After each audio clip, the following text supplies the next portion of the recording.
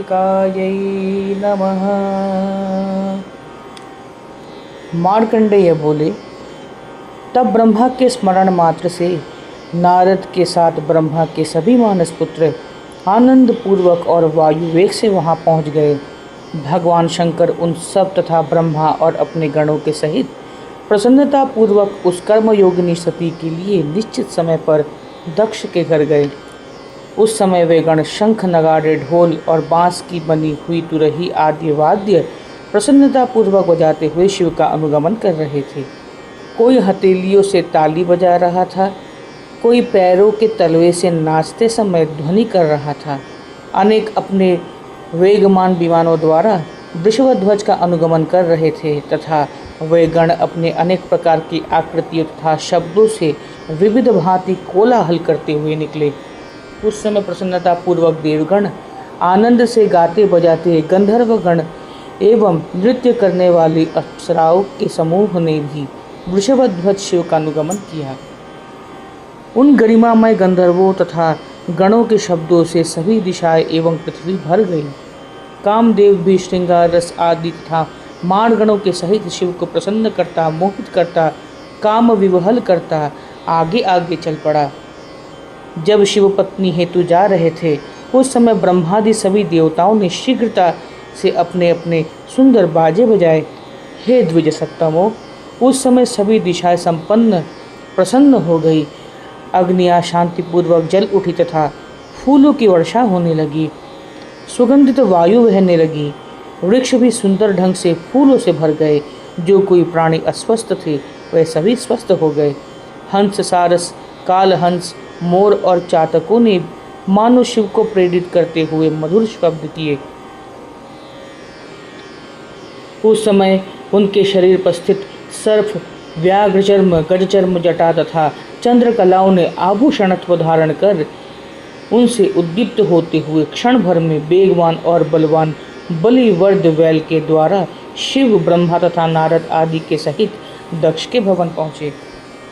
तब महातेजस्वी दक्ष प्रजापति ने स्वयं उठकर शिव तथा ब्रह्मादि को उचित आसन प्रदान किया।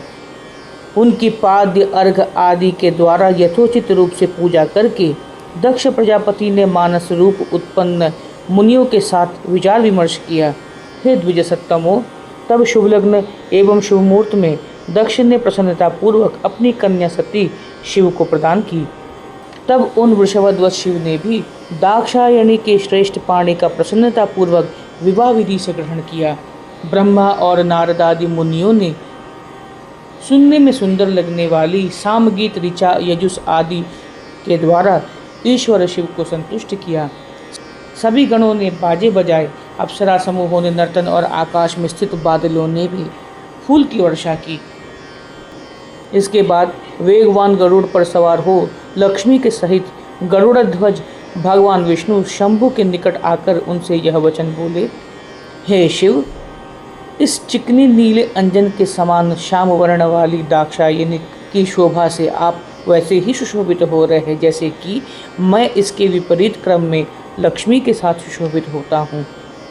आप इस देवी के साथ देवताओं व मनुष्य की रक्षा करें, इसके साथ सांसारिक जनों का सदा मंगल करें और हे शंकर, यथोचित रूप से दस्यु जनों का आप वध करेंगे। जो भी इसे देख अथवा सुनकर इच्छा युक्त कामासक्त होगा, हे भूतेश, उसे आप तुरंत मार देंगे। इसमें कोई तर्क वितर्क नहीं है।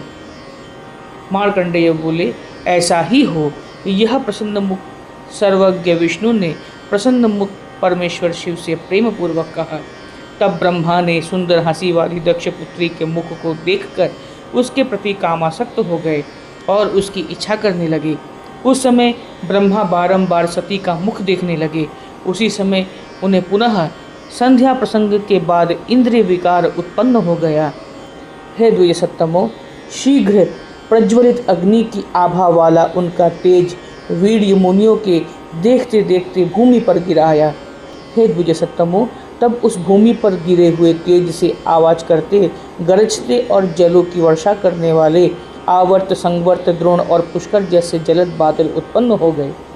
आकाश में छाए हुए तथा गरजते बादलों को देखते हुए शंकर दाक्षायणी सती के प्रति मोहित हो गए हैं।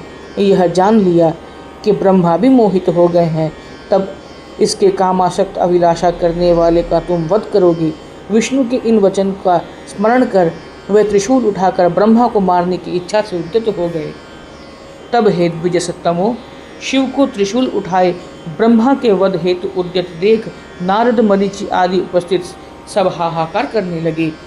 दक्ष प्रजापति भी शंकित मन से ऐसा मत करे कहते हुए शिव को रोकने हेतु शीघ्र ही उनके सामने आ गए।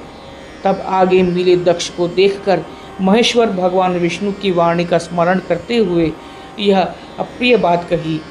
ईश्वर शंभु बोले, हे विप्रेंद्र दक्ष प्रजापति, नारायण ने जो अभी कहा है उसे करने का मैंने विचार कर लिया है।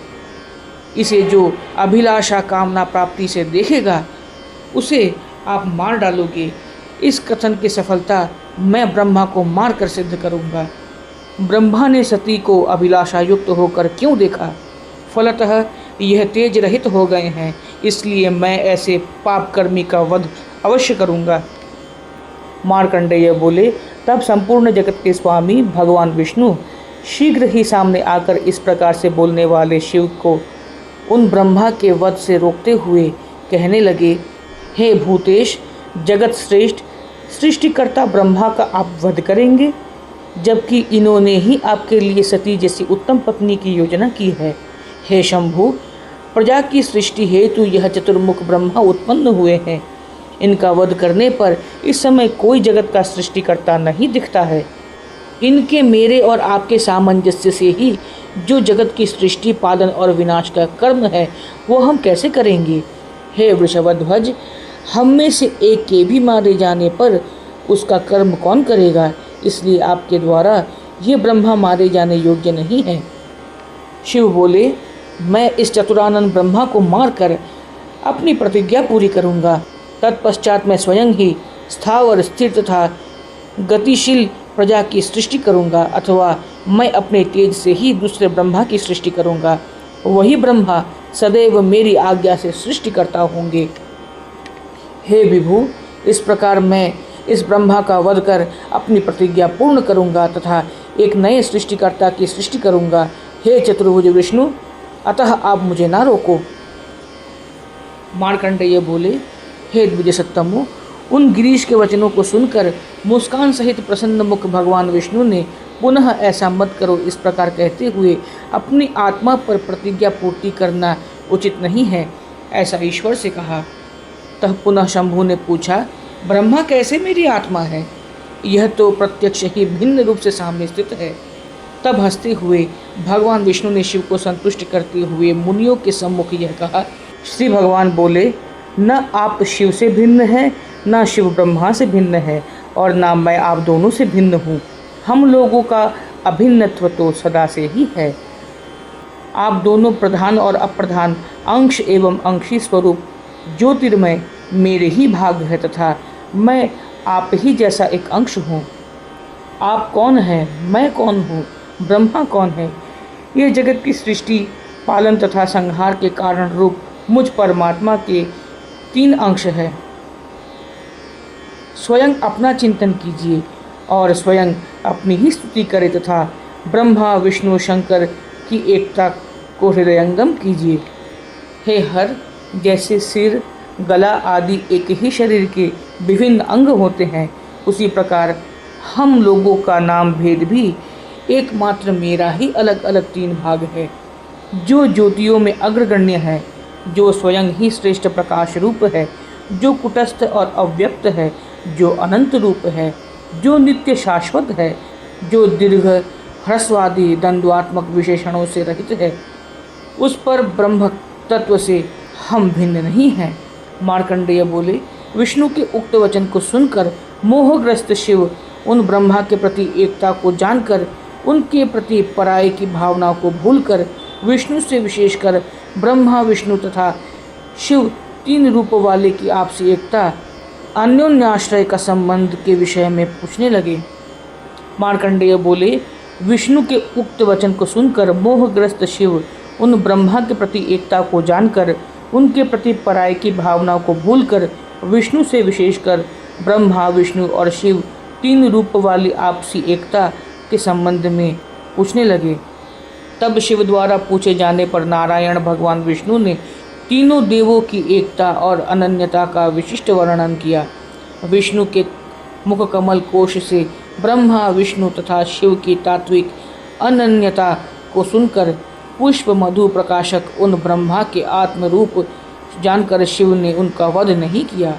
ओम क्रीं कालिकायै नमः।